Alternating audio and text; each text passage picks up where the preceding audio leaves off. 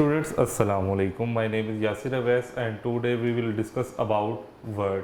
आज हमारा lecture number 2 है और वो किसके ऊपर बेस कर रहा है? वर्ड के ऊपर कि वर्ड्स क्या होते हैं, वर्ड्स क्या हैं, यानी कि जिन्हें हम उर्दू में कहते हैं हरूफ। हरूफ क्या होते हैं? लास्ट लेक्चर नंबर 1 में हमने क्या बात की थी? अल्फ़ाबेट्स की। उन्हीं अल्फ़ाबेट्स को जब आप कंबाइन कर लें, उनको जब गेट टुगेदर करेंगे तो आपको वर्ड्स बनेंगे। इसके हम डेफिनेशन ऐसे भी कह सकते हैं, the letters put together become words. यानी और वो वर्ड क्या होना चाहिए? मीनिंगफुल होना चाहिए। आप किसी चीज़ का नाम, आप फ्रूट यूज़ कर रहे हो एप्पल, तो एप्पल एक मीनिंग दे रहा है हमें। जब हम एप्पल वर्ड सुनते हैं तो हमारे माइंड में उसका स्केच आता है कि वो एप्पल होगा, किस तरह का होगा, जिसे हम खाते हैं, फ्रूट है। इस तरह से बैट, आपके सामने कोई वर्ड यूज़ करता है बैट, तो आपके सामने दो चीज़ें आएंगी। एक तो वो आपको पता है एक बर्ड का नाम भी बैट होता है, और एक बैट जिससे आप प्ले करते हो, तो उसका स्केच आपके माइंड में आएगा, क्योंकि ये मीनिंगफुल चीज़ें हैं, मीनिंगफुल वर्ड्स हैं। तो वो वर्ड, वो छोटे छोटे अल्फ़ाबेट, छोटे छोटे लेटर, जिनको आप कंबाइन करें और एक मीनिंगफुल एक फॉर्म बन जाए, उस फॉर्म को कहेंगे वर्ड। जैसे लेट्स सपोज हम बात करते हैं बात करते हैं जैसे जे, एक स्मॉल मतलब एक लेटर, एक सिंगल लेटर है, प्लस यू प्लस जी। और जब हम तीनों लेटर्स को, तीनों अल्फ़ाबेट्स को जब हम कंबाइन करेंगे, ये देखो सेपरेट है, लेकिन जब हम इसको कंबाइन करेंगे तो क्या बन जाएगा? ये चीज़ जग। तो जग आपको पता है एक मीनिंगफुल चीज़ है, आप इसको घरों में भी यूज़ करते हैं। और वैसे भी जब आप जग का नाम सुनते हो, एक वर्ड जग आपके सामने आता है, तो आपके माइंड में एक स्केच बनता है उस चीज़ का। इसी तरह कोई भी है, जैसे आप C plus A plus R, तो जब इस चीज़ को हम कंबाइन करेंगे तो क्या चीज़ बन जाएगी हमारे पास? कार। तो कार भी एक मीनिंगफुल चीज़ है। यानी वो अल्फ़ाबेट जो मिलकर एक मीनिंगफुल चीज़ बनाते हैं, मीनिंगफुल नाम देते हैं उस चीज़ को, उसको हम वर्ड कहते हैं। एक वर्ड एज अ होल एक वर्ड है। ये वर्ड जो है डिफरेंट अल्फ़ाबेट से मिलके बनता है। तो इसके अलावा आज हम बात करेंगे, आपके सामने मैं कुछ यहाँ पे टेबल बनाता हूँ ताकि आपको पता चले अल्फ़ाबेट्स कंबाइन करके क्या बन सकते हैं, वर्ड कौन कौन से बन सकते हैं। जैसे ए आर एम, आर जो होता है ये एक वर्ड है। बैट, बैग, बुक, ये देखें, ये डिफरेंट 3 अल्फ़ाबेट्स यूज़ किए गए हैं, A R M B A T. तो ये जब मिलके क्या चीज़ बना रहे हैं? एक वर्ड। और वर्ड कौन सा? मीनिंगफुल, यानी इसका मीनिंग है, इसका मतलब है कोई ना कोई। जैसे मैं अब आपको एक वर्ड, इसका ऑपोजिट लिख देता हूँ, ये कूब।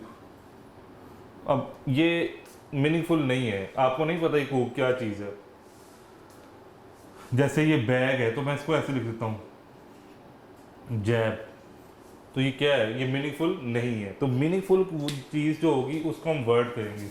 वर्ड का कोई ना कोई मतलब होता है, उसका कोई ना कोई मीनिंग होता है। तो इस चीज़ की हम बात करेंगे। अब आपने एक्टिविटी करनी है, आपने डिफरेंट मतलब वर्ड्स लिखने हैं, टोटल 20 वर्ड्स आपने लिखने हैं। वो चाहे ए से स्टार्ट हो, चाहे बी से, चाहे सी से, इससे कोई मैटर नहीं करता। तो आपने 20 मतलब ऐसा कॉलम बना लो ऐसे करके, और इसमें 20 आपने वर्ड्स लिखने हैं जो आपके माइंड में है, और लेकिन उसका कोई ना कोई मीनिंग होना चाहिए। जैसे एक फ्रेम है, ये जो हम पिक्चर के लिए फ्रेम यूज़ करते हैं, जैसे ये मार्कर है, इसका कोई मीनिंग है। जैसे ये वाइट बोर्ड है, इसका एक मीनिंग है। इसमें छोटे छोटे लेटर मिलके एक वर्ड बनाते हैं, वाइट बोर्ड, WHITE, वाइट। ये एक इसका जो मतलब है सफ़ेद होता है, जैसे ये वाइट बोर्ड है, इसका जो कलर है। तो ये जो मीनिंग है ये छोटे छोटे लेटर से मिलके बनता है। तो ये आपने चीज़ करनी है।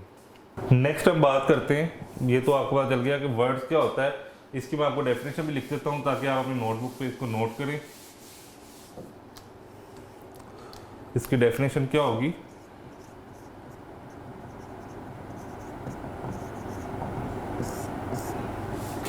इसकी अब मैं डेफिनेशन भी आपको लिख देता हूं ताकि अगर आप अपनी नोटबुक पे नोट करना चाहे तो आपको पता चल जाए।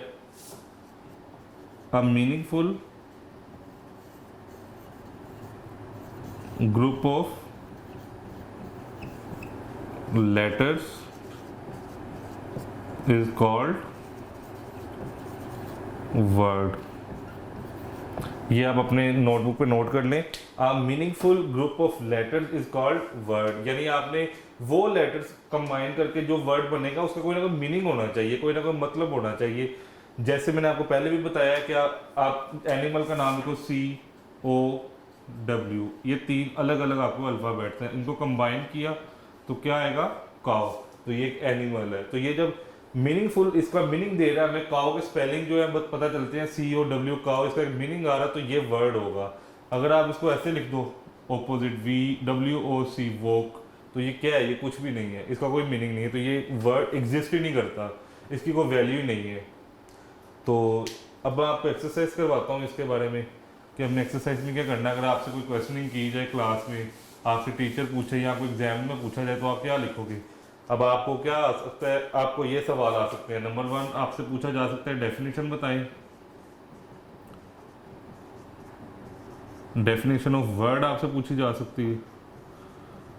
नंबर 2 आपसे पूछा जा सकता है कि आप लिख के दिखाएं, write any 5 word start from A, यानी वो वर्ड्स लिखें, वो 5 वर्ड्स लिखें जो ए से स्टार्ट होते हैं, जैसे एप्पल, आर्म, एरोप्लेन। तो इस तरह के हमने 5 बनाने हैं। ये आपके टीचर आपसे क्लास में एक्टिविटी करवाएंगे या आपको कोई फ्रेंड आपसे पूछ लेता है तो आपको ये चीज़ें आनी चाहिए। या आपसे यही सवाल इसी तरह ही पूछा जाता है कि right any 5 words start from D. तो डी से पूछे तो क्या आएगा, डक, डोल। तो इस तरह की चीज़ें आपने याद करनी है अच्छे से, ये आपके लिए बहुत इजी है। मैंने आपको पहले लेक्चर में बताया था अल्फ़ाबेट्स क्या होते हैं, उन्हीं अल्फ़ाबेट्स को ही लेकर चलेंगे और अल्फ़ाबेट से ही वर्ड्स बनते हैं। क्योंकि अल्फ़ाबेट हमें पता ही नहीं है किसी चीज़ का, अल्फ़ाबेट कहते हैं किसे, कैपिटल लेटर क्या होता है, स्मॉल लेटर्स क्या होता है, स्क्वायर लेटर्स क्या होता है, रूट लेटर्स क्या होता है।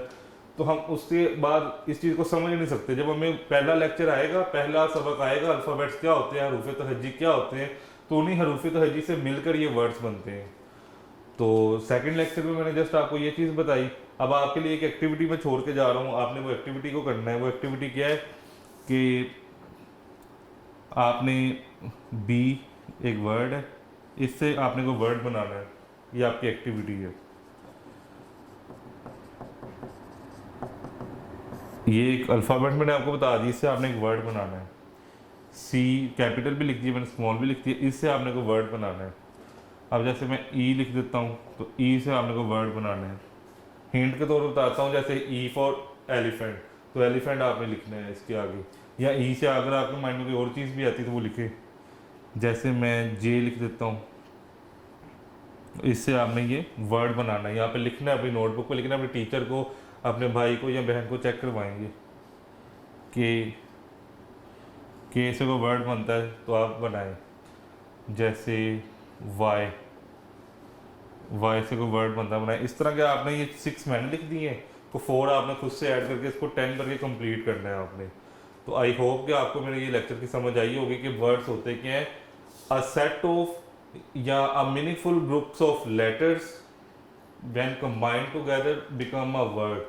जब कोई मीनिंगफुल मतलब लेटर्स मिलते हैं आपस में और जब वो मिलकर एक इस तरह का वर्ड हमें दे, उसका स्केच हमारे माइंड में आ जाए, उसको हम एक वर्ड कहते हैं। जैसे मैंने आपको बताया एलिफेंट है, तो एलिफेंट का जब हम वर्ड सुनते हैं तो हमारे माइंड में एक स्केच आता है, एक मतलब फैटी एक एनिमल का नाम हम ले रहे हैं।